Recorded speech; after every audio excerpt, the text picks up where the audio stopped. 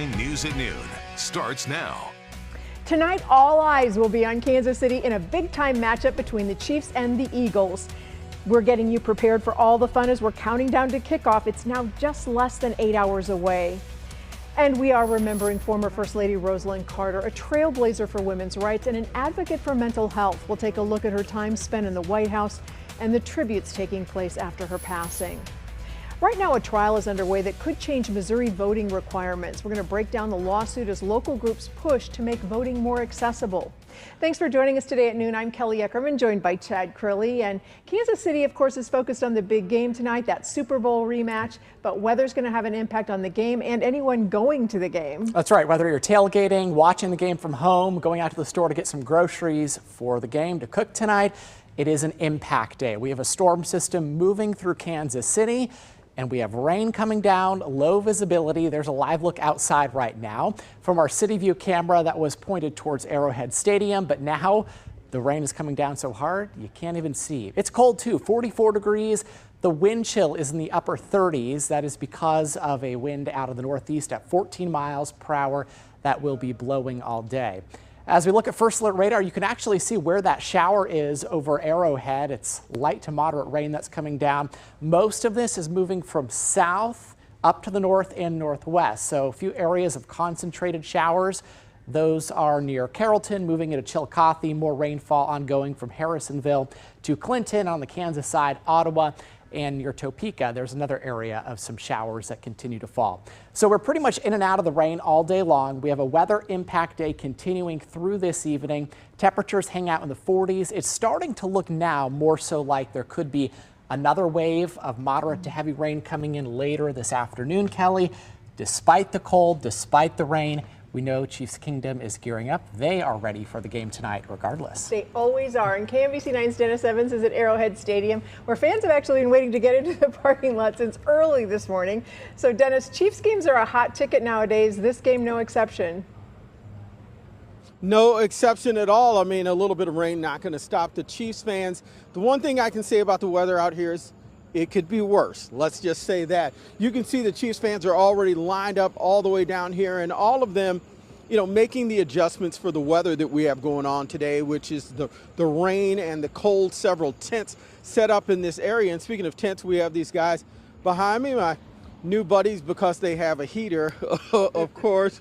We've got Greg and Jason. You guys have an adapted setup here. Talk to me about what went into putting all this together. Oh, I do it every weekend. I just have relation in from California for the Eagles game, but this is just our routine that we do every week. Okay, the tent now, is the tent something new, or do you do that sun or rain? No, obviously when it's below 20, we'll put tarps around it. We'll put heaters inside. So yes, definitely in early season, we block the sun. And yeah, so sometimes we use the tarp and sometimes we don't.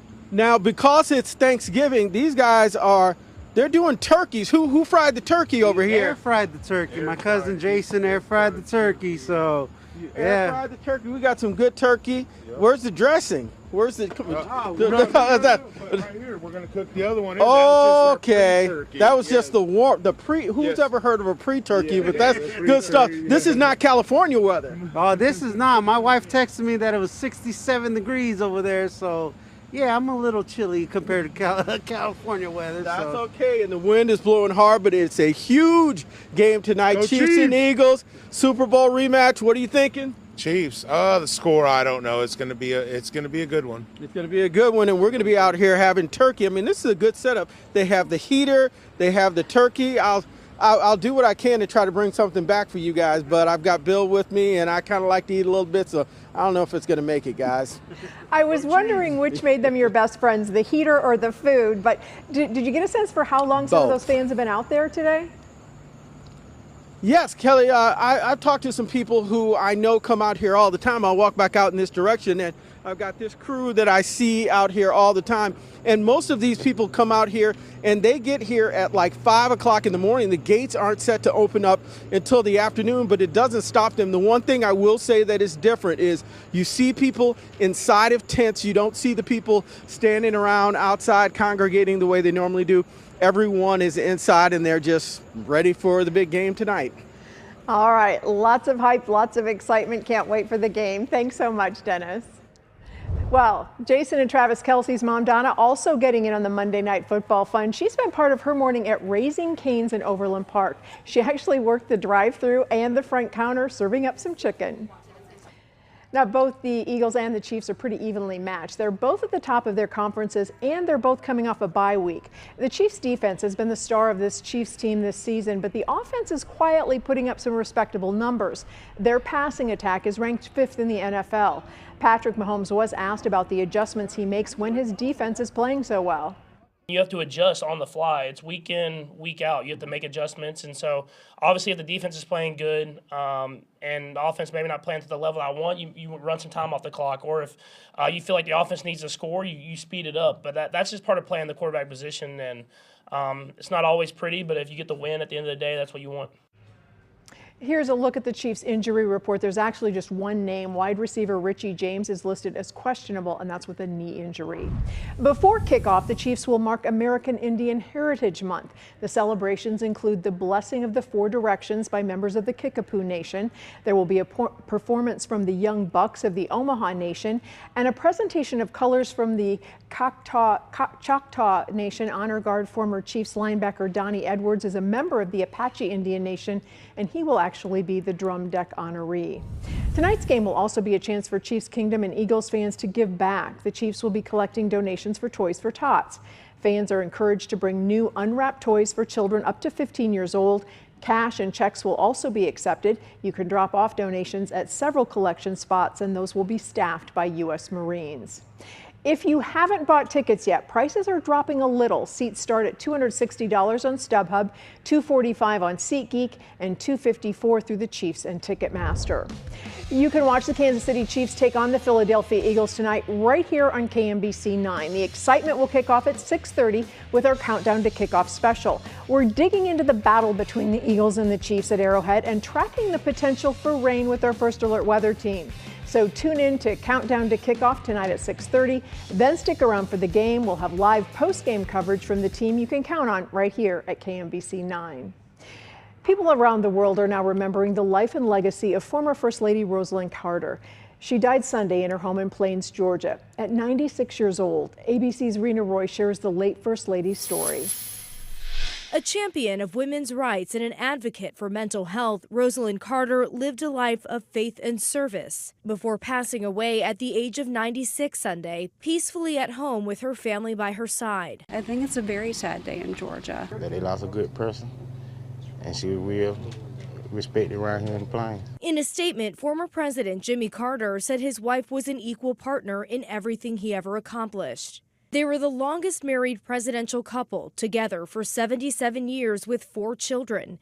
They celebrated their success and 75th wedding anniversary in one of their last interviews together in the summer of 2021. That was the most important thing in my life. Having Rosalynn say, okay, finally, and staying with me all this long has been the most wonderful thing in my life.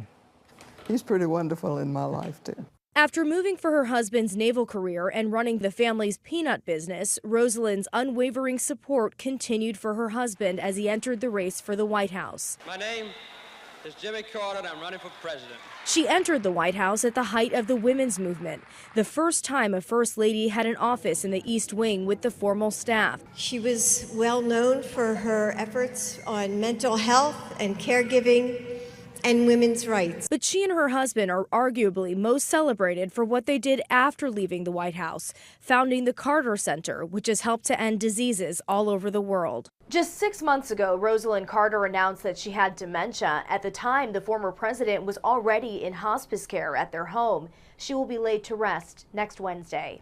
Rena Roy, ABC News, New York. Rosalynn Carter dead today at the age of 96. Well, right now, 31 premature babies are safely out of Gaza. They were transferred from Gaza's main hospital to Egypt, but more than 250 patients are still stranded. The World Health Organization says it is making plans to get them out soon. Israeli forces raided the medical complex late last week, searching for members of Hamas. The IDF says Hamas is using hospitals as headquarters for military operations. 4 babies died just days before that evacuation. A trial continues in a lawsuit against Missouri over its voter ID laws. The Missouri ACLU and several other groups claim the state's ID requirements are unconstitutional. Right now, the only acceptable forms of ID in Missouri is an unexpired state-issued ID with a picture on it.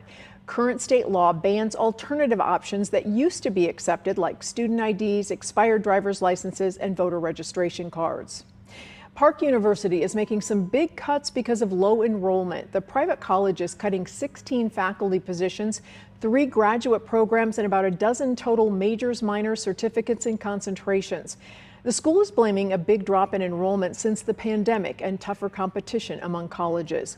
Park's enrollment actually dropped from just over 11,000 students in 2019 to 7,400 in 2022. Whether they're hitting the road or taking to the skies, millions of travelers are headed to their holiday destinations this week. Next at noon, we'll share some tips for a smoother trip if you're planning on driving home for the holidays. Donna Kelsey has been in the spotlight ever since last year's Super Bowl, and we're getting to hear what it's really like being a football mom. Next, the NFL Supermom shares what life has been like the past year. Your station leading the way, getting you prepared for important events and changes that affect your day. KMBC 9 News.